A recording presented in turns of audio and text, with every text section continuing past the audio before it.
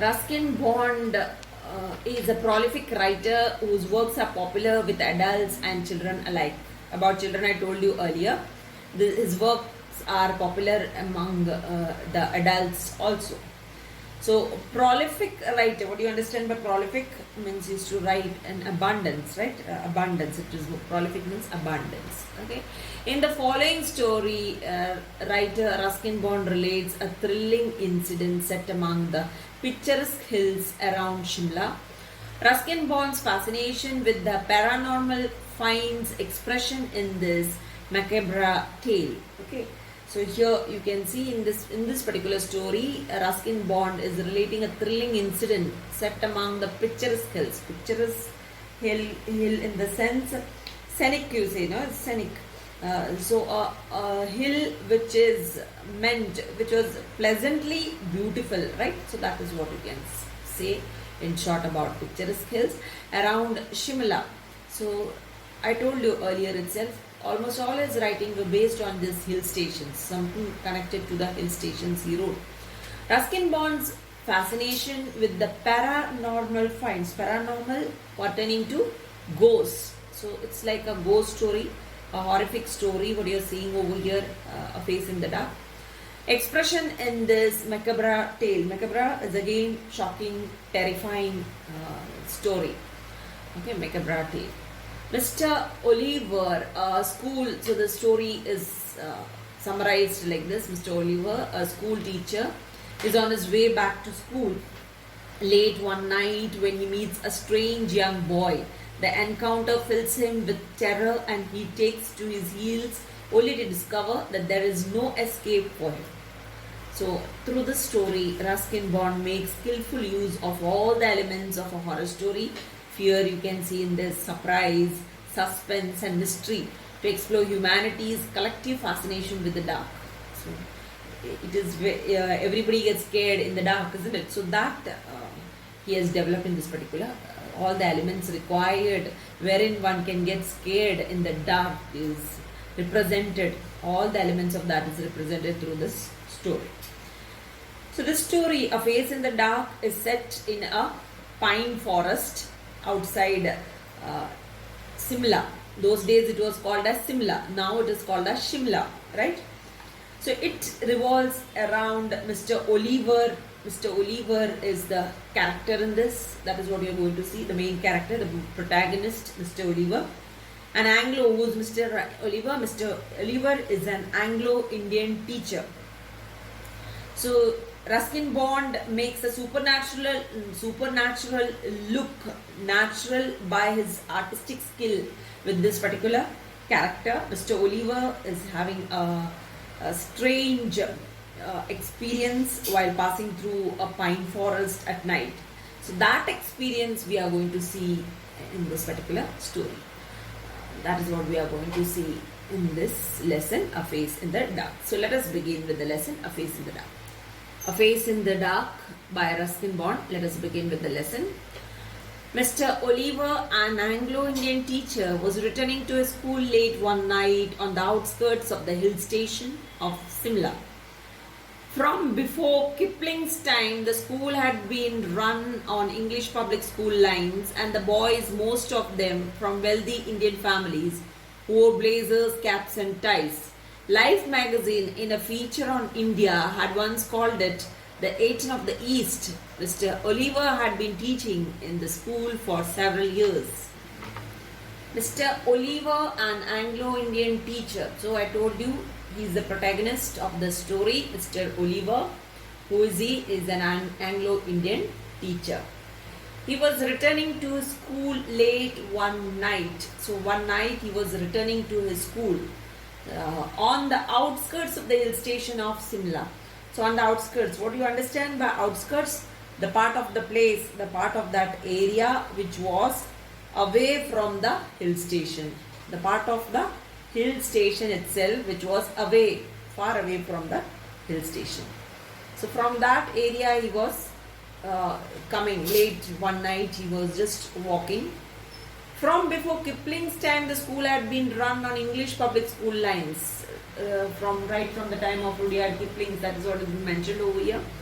The school had been run on English public school lines, so it was known as the English public school lines since then. Okay, and the boys, most of them from wealthy Indian families. So, children who attended the school in Shimla, in the most of the hill stations where they have schools, are normally attended by children from uh, wealthy family. Okay, so that is what we can see over here. So here also wealthy Indian families, children from wealthy Indian families attended the school. So it's a boarding school. It's not a school like us. So it's a boarding school. That is what is mentioned over here. So the children wore blazers, caps, and ties. So this was their uniform over here, because it is a hill station. You can just imagine the situation over there, the climate, the weather condition over there. So this was what they wore over there in their school. Blazers. Now, what do you understand by blazers? Blazers means it's a semi-formal, a casual jacket. Okay, they used to wear caps and they used to wear ties.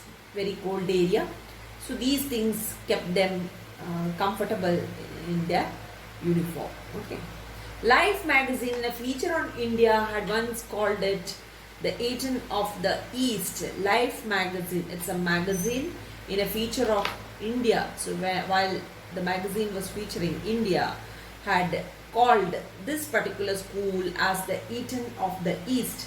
Now, what do you understand by Aten of the East? Aten is a prestigious public school for boys in the town of Aten. Okay, where is it? Town of Aten is in England. So it's a prestigious public school for boys, meant for boys. So same way over here, this school where this school in Shimla was called as the Aten of the East because this was also English medium public school meant for the boys, right? So that is why this magazine, Life magazine, had compared this school to the Aten of the East, to the school in England. Mr. Oliver had been teaching in the school for several years.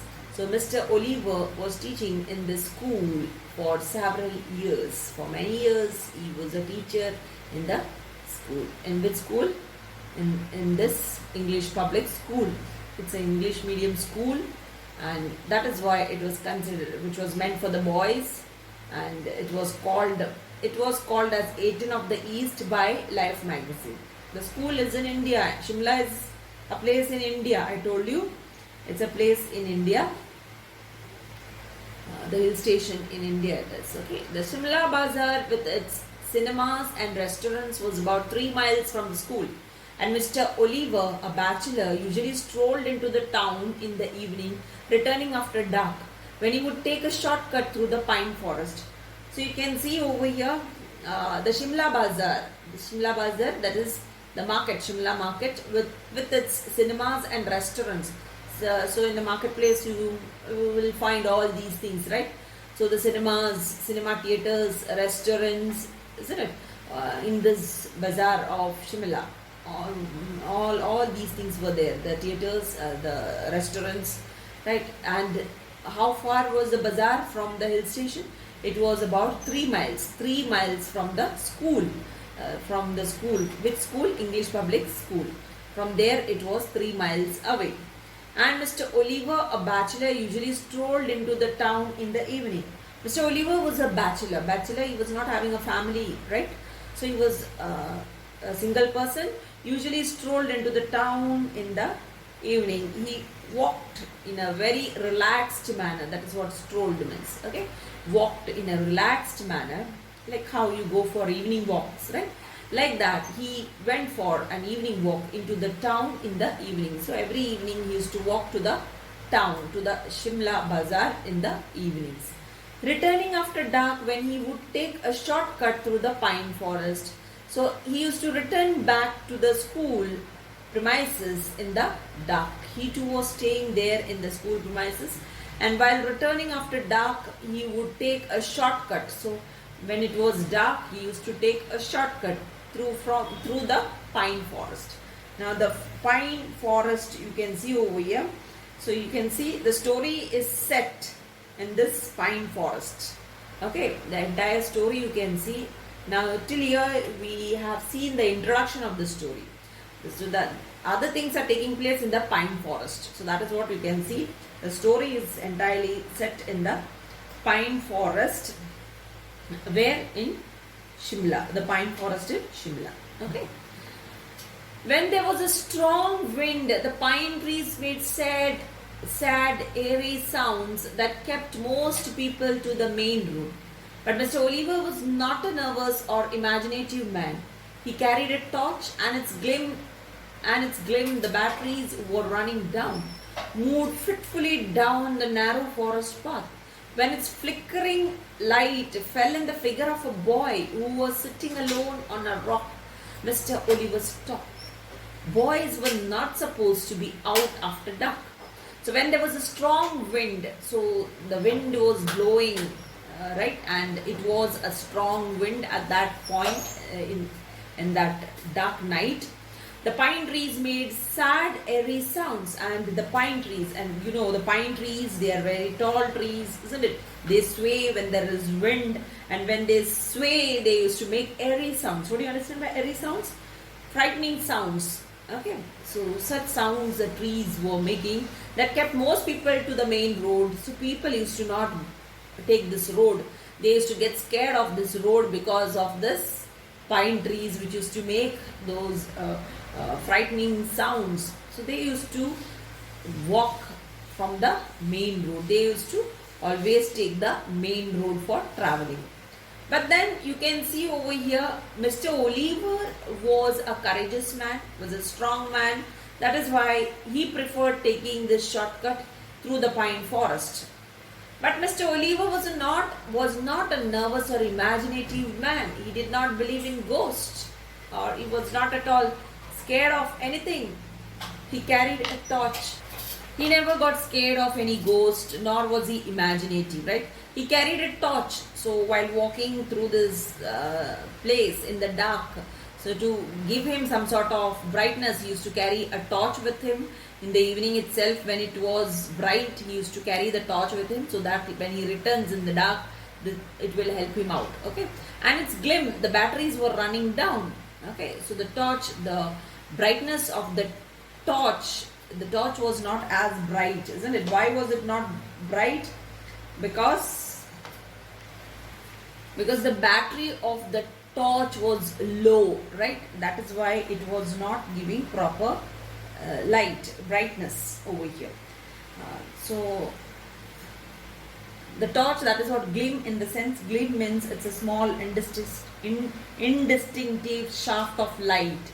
So that is what the brightness was too low. The batteries were running down. Because of it, the brightness was too low. Moved fitfully down the narrow forest path, and he moved very strongly. He moved down the narrow forest path. He moved. So he was a courageous man. You can see over here. He carried this torch, and he moved through the forest path. When its flickering light fell in the figure of a boy who was sitting alone on a rock, Mr. Oliver stopped. So what happened over here? He found there, as he was walking there, he saw the figure of a boy. Where? In the light of the torch. That is what is being said. So a flickering light fell in the figure of a boy. So flickering means that uncertain bust. So in the light of the torch, he happened to see a boy in the dark who was sitting alone on a rock. This boy was sitting alone on a rock. So Mr. Oliver, on seeing the boy, he stopped, because boys of his school, their boys means boys who belong to his school only, could reach to that particular area. And when he saw a boy sitting alone on the rock, he stopped over there, because boys were not supposed to be out after dark. So they had restricted their students, their boys, to go out in the dark. That is why you can see Mr. Oliver stopped over there to see who the boy was.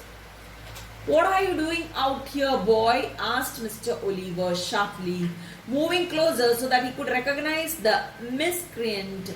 But even as he approached the boy, Mr. Oliver sensed that something was wrong. The boy appeared to be crying. His head hung down. He held his face in his hands and his body shook convulsively. It was a strange, soundless whipping, and Mr. Oliver felt distinctly uneasy. So over here you can see, "What are you doing out here, boy?" This is what he asked. Who? Mr. Oliver went close to the boy. He went very close to the boy and asked the boy, "What are you doing out here, boy?" He asked the boy. Asked Mr. Oliver sharply. Okay, sharply in the sense very seriously he asked this to the boy. And very angrily, moving closer so that he could recognize the miscreant. So he went very close to the boy and he was asking this question. So why? Because he want to recognize the miscreant. Miscreant in the sense a person who is behaving in a wrong manner. The boy who is behaving in a wrong manner.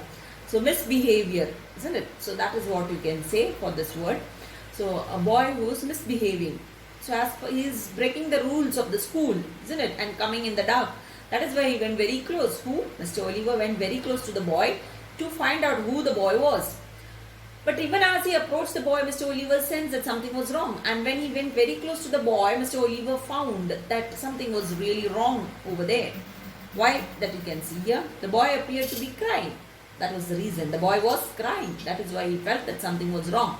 So his head hung down and he held his face in his hands. So his head hung down and he had kept his face in his hands and he was crying. So you can see face was hidden in his hands. He couldn't see. It was dark, the situation you can just imagine. It was dark. In that dark situation you can see the boy sitting on a rock. Mr. Oliver was standing. The boy was sitting on the rock. He had his head hung down and he had covered his face in his hands. So his face wasn't clear to Oliver and his body shook convulsively. Convulsively in the sense the body shook in a distinct manner, right? Because he was crying. So when you cry, isn't it, your body shakes, isn't it? So that is what you can see over here. His body was shaking in a very distinct manner. So it was a strange, soundless whipping and Mr. Oliver felt distinctly uneasy. So it was a strange, you can say it was a strange, the way the boy was crying seemed to be very strange, and the way he was crying, it was soundless. The cry was a soundless cry. And here Mr. Oliver felt uneasy distinctly. Distinctly means clearly he felt uneasy about it, right? About the situation. Let us move to the next page.